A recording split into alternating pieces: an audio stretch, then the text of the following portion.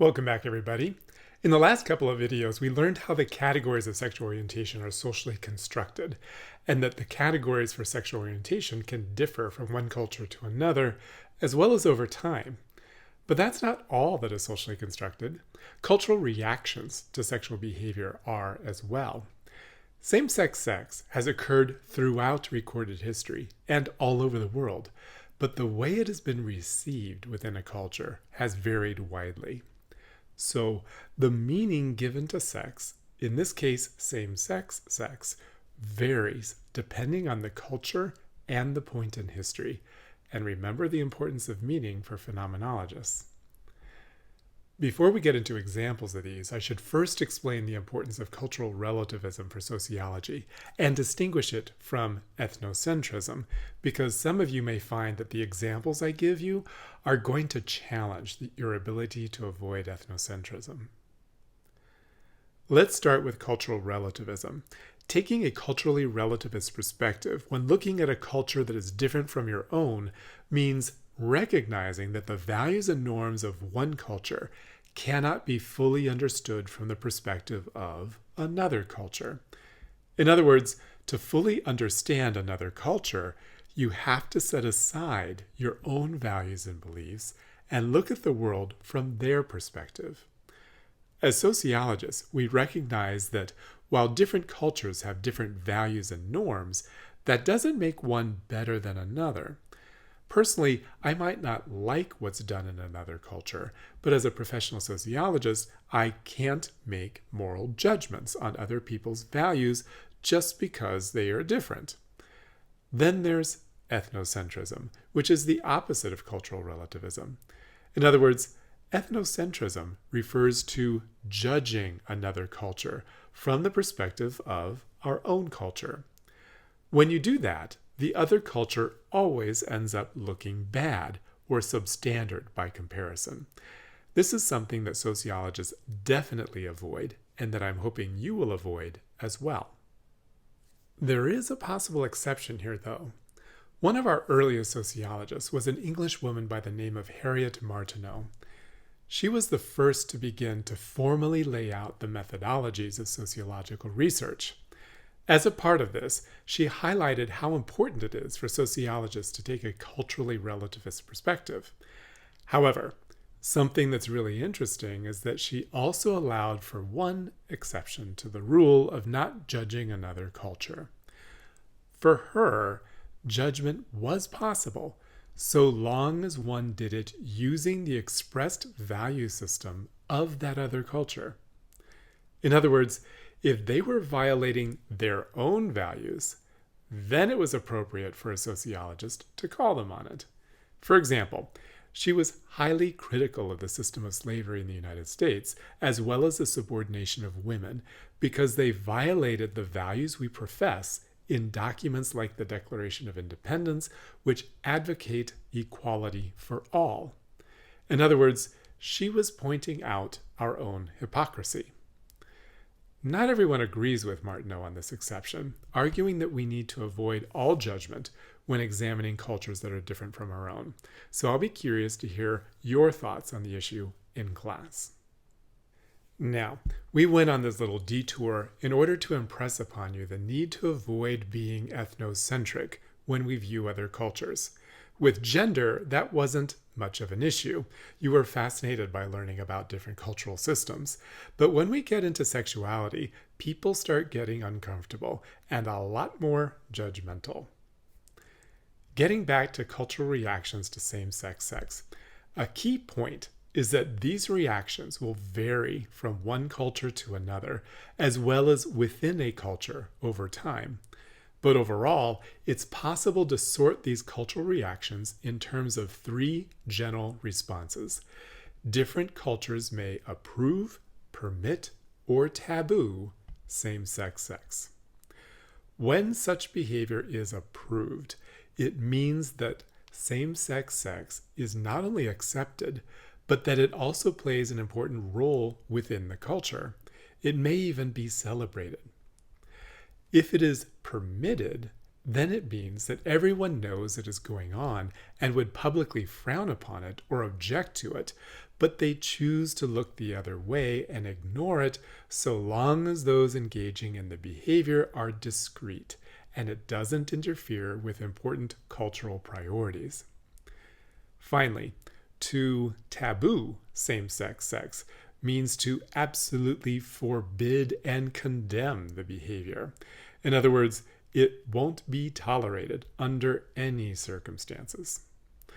An important question to ask is why a culture reacts in one or another of these three ways. The answer to that question is that whatever the cultural response is, whether it's to approve, permit, or taboo, it is done in order to maximize the group interests. The cultural response is seen as benefiting the society in question in some way. What each society approves or permits or taboos is different from one culture to another, but in all cases, individuals internalize these norms, these expectations or scripts, and see them as normal, as second nature. Okay, now that we've mapped this out, let's take a look at examples of each of these cultural reactions to same-sex sex. At some points in history, same-sex sex has been approved within a given culture. In other words, such sexual activity was seen as vital to the health and development of adults, so it was approved of.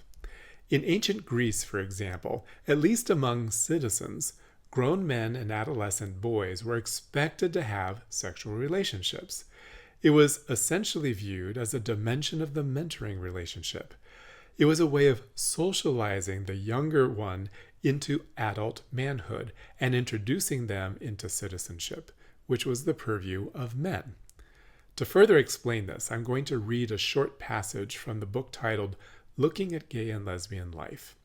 The authors describe it like this. They say, though the laws relating to homosexuality are somewhat ambiguous, we have evidence to infer that ancient Greece was an erotophilic, meaning sex-positive culture, at least for free males, which viewed both homosexuality and heterosexuality as appropriate and equally satisfying forms of sexual expression. Greek authors seem to suggest that sexual desires are flexible, that homosexual and heterosexual attractions are equally tempting. Indeed, many maintain that male homosexual love was the highest form of all relationships. These tendencies were furthered by the ancient Greek educational system, which emphasized the bond between the older male teacher and the younger male. Girls were excluded from the system, as its sole purpose was to develop and promote the qualities of maleness desirable for citizenship. The admiration and respect of the younger partner for the older, coupled with the older's desire to gain the reverence and affection of the younger, were seen as the best stimulus to learning. The family was virtually ignored in this process. Fathers paid little attention to their children, and mothers were responsible only for the care of babies and girl children. Clearly, the ancient Greek world was very different from our own, one that was far more sex-positive, at least for free males. This openness to sexuality included openness to same-sex sex, and this form of sexual expression wasn't something that was spoken of in hushed tones and behind closed doors, but it was openly idealized. As a very different example, let's turn to tribal New Guinea, where boys performing oral sex on men was seen as the way the boy would acquire masculinity. It made them into men, like the boy is taking in or absorbing the adult's manhood. It actually meant that they were now able to get married. Same-sex sex outside of that context wasn't approved, so this was seen as more of a coming-of-age ritual. If you think about it, this point regarding varying responses also applies to genders outside of the gender binary. Think back to what we learned about the Mushe and the Two Spirits. These individuals are and were highly valued within their respective cultures.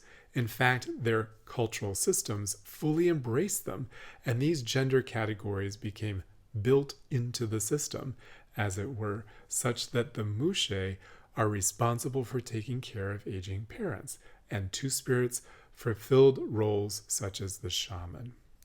In all of these examples, genders outside the binary on the one hand and same-sex sex on the other, it was or is seen as important to the continuation of those societies, and so it was and is seen as an approved, natural, and normal form of expression.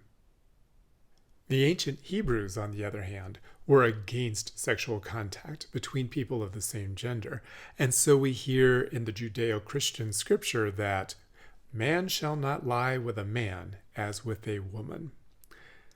The reason they felt this way was because, as an oppressed people who were in danger of being annihilated, they believed that they had to have as many children as possible. This would increase their population and their chances for survival as a community. Because procreation was important to the continuation of their society, homosexual behavior was tabooed. And actually, any sex that wasn't for procreative purposes was tabooed.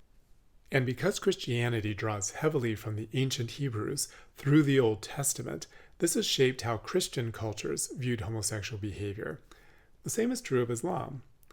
However, to put this in perspective, one religion professor who retired from Augsburg likes to point out that there are more laws regulating heterosexual sex in the Old Testament than there are laws regulating same-sex sex. In conclusion, she quips, "I guess that means that straight people need more supervision." But overall, the ancient Hebrews tabooed same-sex sex, and they had their reasons for doing so, and this influenced the entire Judeo-Christian as well as Muslim traditions. So it may come as a surprise to you that there was a time when same-sex sex was permitted within the Christian world. Remember, to permit this behavior means that while everyone knows that the behavior exists, they choose to look the other way and ignore it so long as it doesn't get in the way of other, more important cultural expectations. For example, during the Renaissance in Europe, same-sex sex was permitted. Those of you who are familiar with Christian church history will recall that before marriage became a holy sacrament by the church, it was more of a business, legal, and political arrangement with the exchange of dowries and so on. And parents arranged these marriages so they didn't want their kids to go against their wishes. So upper-class boys and girls were kept separated from one another out of fear that, like Romeo and Juliet or something, they would go against the marital arrangements made by their parents. Affluent girls were placed in convents and educated by nuns in order to protect them and their chastity from men, because their value was in their virginal status. In the meantime, young affluent men were encouraged to use slaves, servants, and sex workers for casual sexual intercourse, and the gender of their sexual partner didn't actually matter. Same-sex sex was not a problem so long as they eventually got married and had children. Meanwhile, back at the convent, girls and later, when they grew up, married women's passions for other women were considered normal. Some of the most beautiful love letters kept in library archives were written by women to other women. So basically, during this time period, same-sex sex was okayed so long as it was for the benefit of society. So, among Christians during the Renaissance, homosexual behavior was permitted. Now, taking a step back, you might have noticed that under Christianity, same-sex sex has sometimes been condemned or tabooed, and at other times completely ignored, as in permitted. What I find particularly interesting is that if you go back even further in Christian history, there was even a time when same-sex sex was apparently approved. Prior to the 1200s, before marriage was a religious sacrament, the church began to bless long-term relationships, including long-term relationships between men. There are even icons of Jesus Christ blessing the relationship between two men, both of whom are considered to be saints.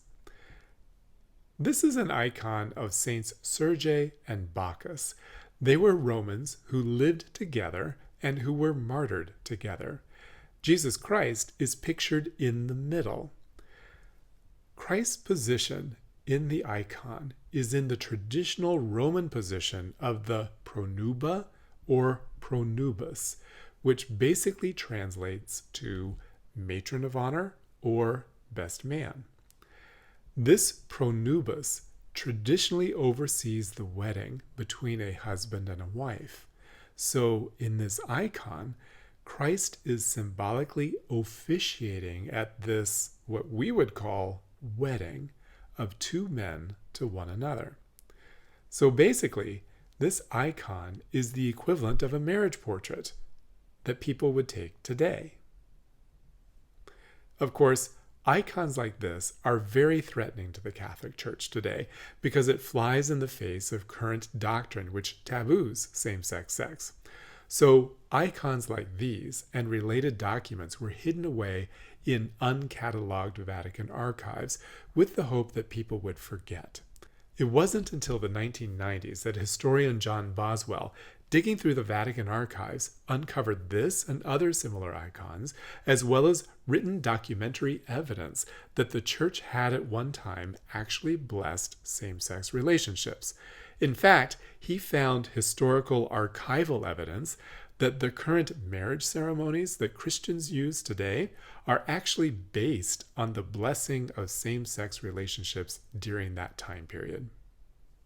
So what we're seeing here is a shift in cultural reactions to same-sex sex over time in Europe and subsequently in the United States.